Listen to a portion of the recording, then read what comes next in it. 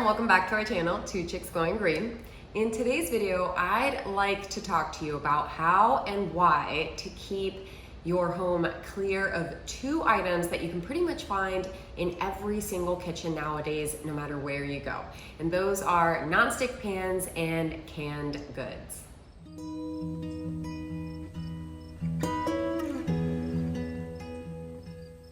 Now, there's some really important reasons why you want to steer clear of the chemicals found in both of these, because no matter how healthy you are on a day-to-day basis, they can both make you so sick over time as you are exposed to them. And I'm talking cancers, hormone disruption, behavioral issues, especially with kids. And that's really scary that this can be found in your kitchen. So to me, this is a really important topic to talk about. In the past few years, I do feel like the issues with Teflon pans have finally come to light a little bit more, and there's more information out there because they leach PFOAs and PTFEs, and I'm not even going to try to say the chemical name for that because it's really difficult to say. And there's known connections to these chemicals and some pretty serious health effects, including many cancers. And I watched a documentary on this a few years ago, and I'll link it in the description below because I think you should definitely watch it. And that documentary just led me to do so much more research on my own, and all of it scared me so much that we got rid of all of our nonstick pans and all of our nonstick coated baking items. And I wanted to see what kind of alternatives there were to nonstick pans, because you know, it's really easy to cook with something that's nonstick, but it's not worth jeopardizing your health over it. Now, when it comes to canned goods, as someone who tries to stay away from plastic as much as possible, I do usually recommend, buy aluminum cans, or if there's that alternative, because aluminum is just so recyclable and it's so easily recycled. But it wasn't until just recently that I found out that not only are canned goods most of the time lined with plastic on the inside, but so are some aluminum canned drinks. And that just baffled me. I mean, it blew my mind. I used to work in the aluminum industry, and I was not aware of this, and I did a little bit more research, and these liners in these cans usually contain BFAs and BPAs, which, as you know, are not healthy at all, and long-term exposure to these chemicals is really harmful to your health. I wondered why they would even be doing that, and apparently some of the drinks in these aluminum cans can be corrosive, and so then they put in this layer of plastic which definitely contains nasty chemicals in it, which make it, resistant to that corrosion. So to quickly summarize, nonstick pans as well as canned goods are responsible for leaching chemicals like BPAs and PFOAs, and studies now show that pretty much all of us carry these chemicals in our bodies. That is really crazy to think about. On top of it, they are now found in most waterways on the planet, which is horrifying from an environmental standpoint as well, because now we're exposing wildlife and marine life to these chemicals, and then we don't know what the long-term effects of marine life and wildlife being exposed to these chemicals will be, but it's definitely not going to be good. And then anyone who eats animal products is now having a second round of exposure to these chemicals. And this means that, of course, these chemicals also end up in our drinking water too.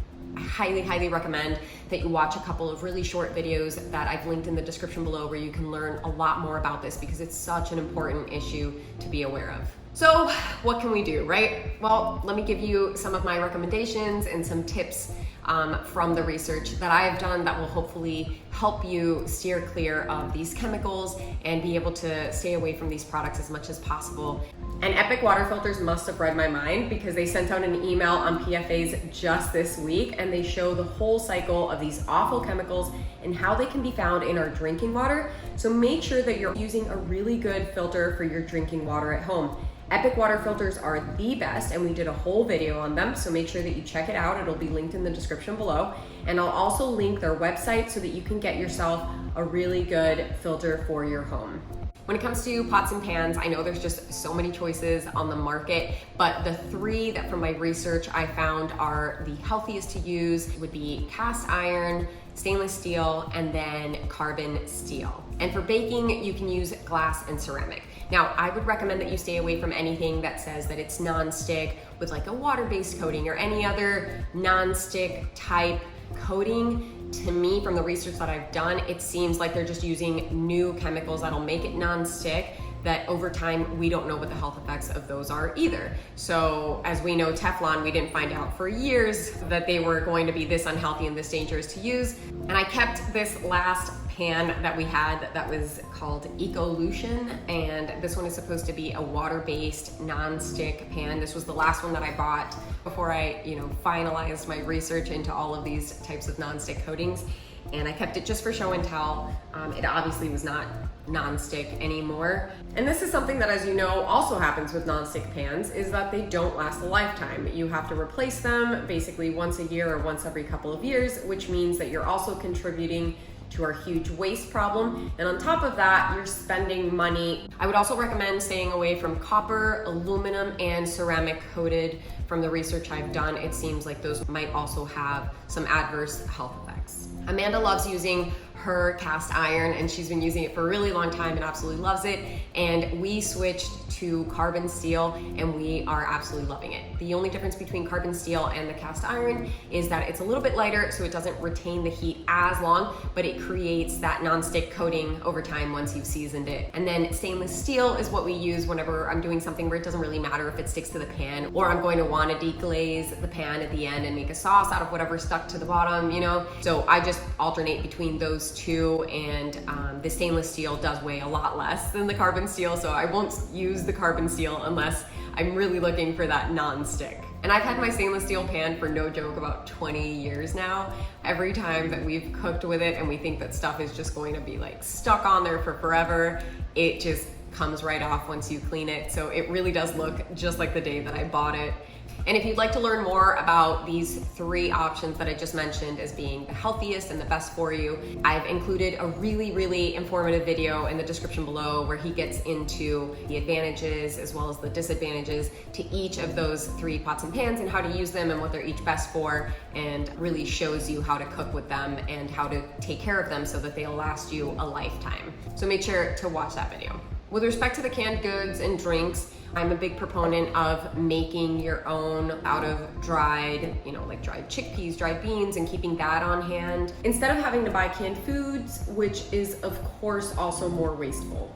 We do a lot of meal prep and food prep so that we don't have to buy canned items on a regular basis. So if you want to learn more about that, we do have a video all about freezing in glass jars and doing that meal prep and food prep. I do live in a hurricane prone area, so we usually keep canned non-perishable goods, in our pantry in case of those situations. And of course now I'm not going to be buying these, but these would be kind of like the ones that I've bought in the past.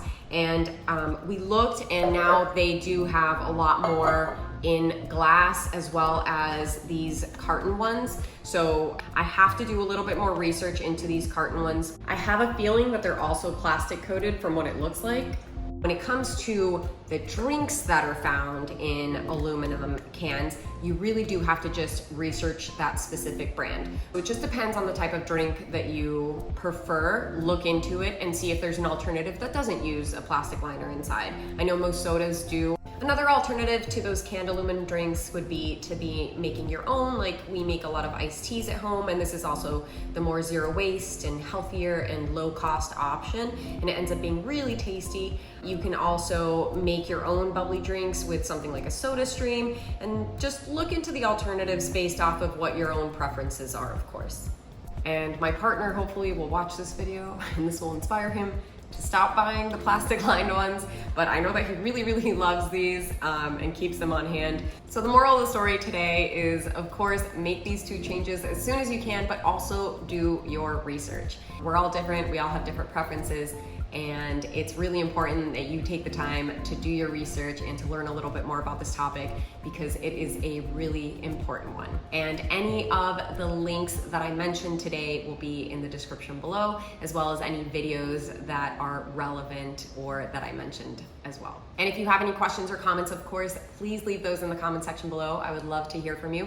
And if you like this video and found it informative, please give it a big thumbs up. Every single like and share is greatly appreciated. And if you really like this video and you would like to contribute to our channel so that Amanda and I can continue to make unsponsored videos as well, There will be a Ko-fi page that I will link in the description below where you can donate or just morally support us. Any and all support is greatly appreciated. And if you haven't subscribed to our channel, I hope that you do. We have all sorts of videos on living sustainably, eco gift ideas, eco challenges, eco swaps, all that sort of stuff. So I hope that you join us if you haven't done so already, and I hope to see you on the next video. Thank you so much for joining me today.